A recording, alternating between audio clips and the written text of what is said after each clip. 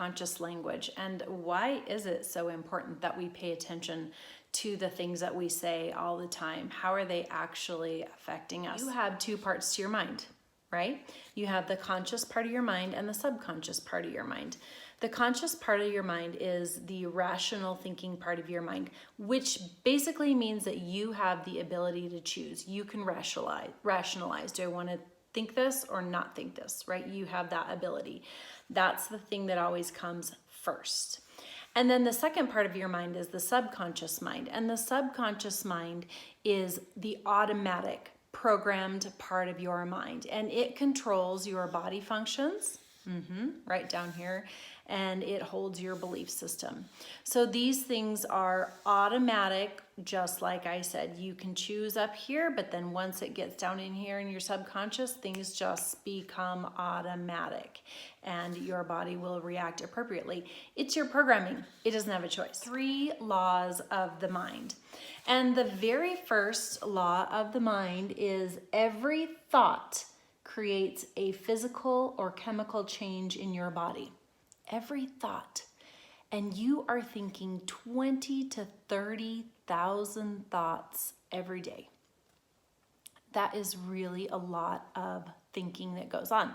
Most of those thoughts, however, are right down here in your subconscious, and they are automatic. It is your program. You have already trained yourself to behave or to think in a certain way. Really great examples. One of them was a vision of biting into a lemon, and your body automatically responded to that. Maybe you felt sour sensation in your mouth, or you just your mouth maybe watered up a little bit. The other was, what happens if I maybe scrape my fingernails across this chalkboard? That's not great. It creates a physical or a chemical change in our body, right? Okay, so those were 2 great examples there. All right, so that is the first law of the mind. So here's the thing. If you have the power to decide, if your thinking is creating a change in your body, physical or chemical change, where do you need to focus your energy and attention?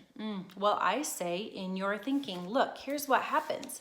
You have 20 to 30,000 thoughts coming in.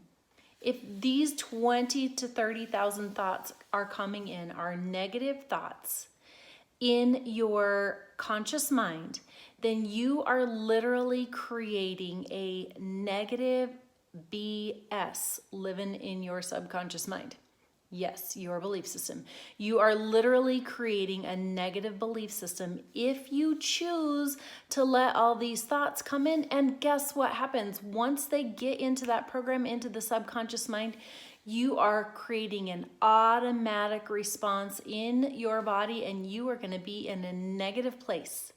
And if you're in a negative place, then you are going to get negative results. Negativity can be anything. It can be focusing on the thing that you don't want. It could be focusing on lack. It could be focusing on limitation. It can be focusing on disbelief in the ability to accomplish something. All kinds of things, right? It can also be a negativity in how you feel about your team or about your customers, or all kinds of things. So just keep that in mind. It can be all kinds of places, because remember, those thoughts that are coming in are creating a physical or chemical change inside your body automatically. All right, but look, so the opposite is true. If you have all of these positive thoughts, why is it so important what you say? Why is it so important that you consciously consider the words that are coming out of your mouth all the time? Because every time a word comes out of your mouth, that is literally engaging your senses to hear or to think in a certain way. If I talk about myself in a positive manner, or my team, or those that I'm working with, if I talk about them in a positive way, if I talk about myself in a positive way, then that picture that's being painted in my mind is positive, and I am going to begin to get a positive program or a positive belief system about myself. What happens when you start thinking that way? You create a physical or chemical change, and you begin to be in a positive place, which creates positive results. You cannot hold a negative and a positive thought in your mind at the same time. It doesn't happen. It's impossible, because that is the second law of the mind. One thought at a time, a positive one or a negative one. You cannot put negative thoughts in here and expect to get a positive picture or positive programming or belief system or positive action or positive results. You cannot talk to yourself all the time in a negative way and expect to get positive results in your life. It's not going to happen. Why? Because if you have a positive and a negative thought, they can't coexist. It causes literal confusion in your programming. If you're a computer and you're throwing in one idea and then you're throwing in programming that's a complete opposite idea, the computer's like, where do I go? What do I do? What am I going to do?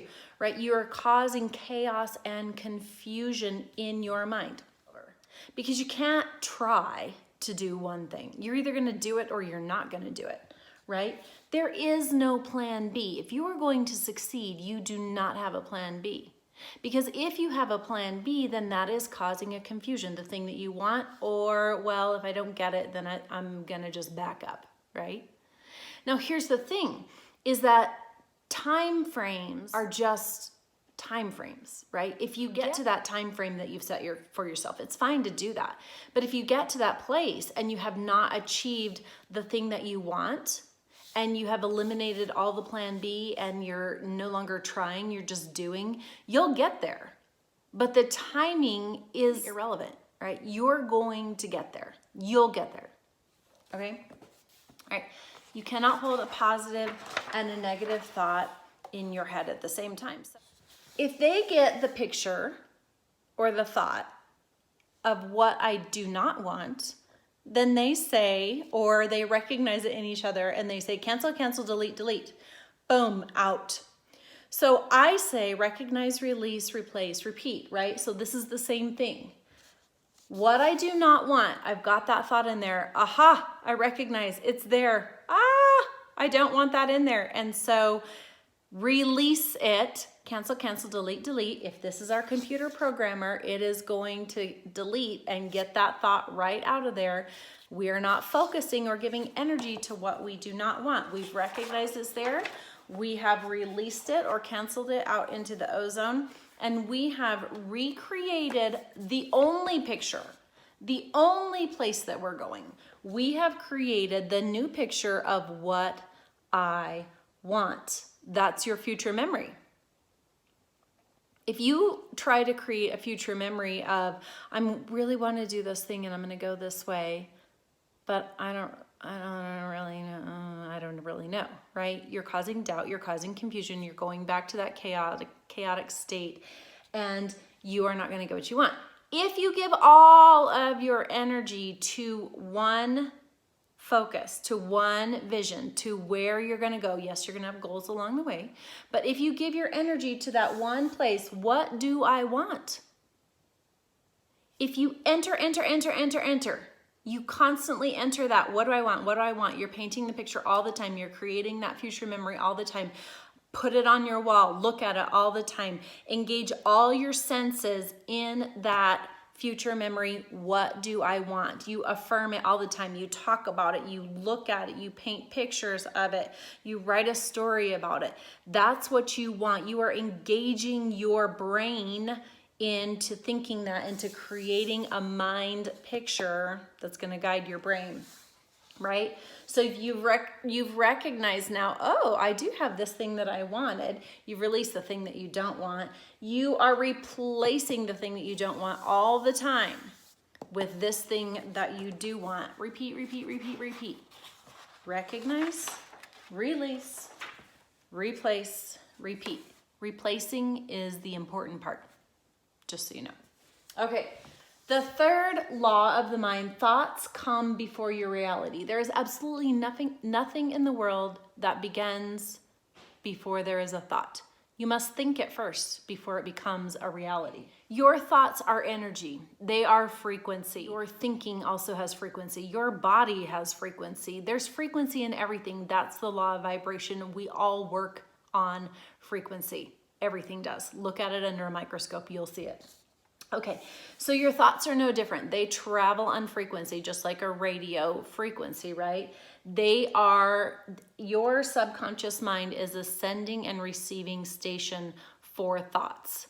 You have a thought, oh, that's the thing that I want. You're painting that picture. You are going to let that thought come down into your subconscious mind, and it is going to receive that thought energy, and it's going to send it right back out, right? It sends it right back out. There's a thought out there, oh, I'm going to send it out, because if I send it out, then I'm going to start seeing opportunities. They're going to connect. We're going to level out on that frequency. They're going to meet on that frequency. When you tune in a radio, you're tuning into the right frequency. That is the exact same thing that's happening here. You are tuning in to that frequency. When you dial somebody's cell number, you are dialing their frequency. You're dialing into their frequency. Okay. But what you put out in the land of the thinking always comes back to you. That's how energy is. If you put it back, it will come back to you. That's where we get the idea of the law of attraction. It's really the law of vibration, but the law of attraction comes from that vibratory frequency. When you put something out there, it comes back. It's a law that was designed to be able to make this world work in a very specific order. That's why we don't want chaos. Order. We think in a certain order. So that was the law of energy. Put it out there and it always comes back. If you want to see a really great example of this, Google the rice experiment and you'll find all kinds of information where people talked to rice and created a thought energy in the water, in the rice, which created good and bad results. It's really very, very interesting, the rice experiment. Dr. Massaro, who did that original first rice experiment. All of this can come right down into an extremely simple process, right? 3 steps. It's very simple. Think about what you want, believe in your ability, and let it happen. That's it. That's it.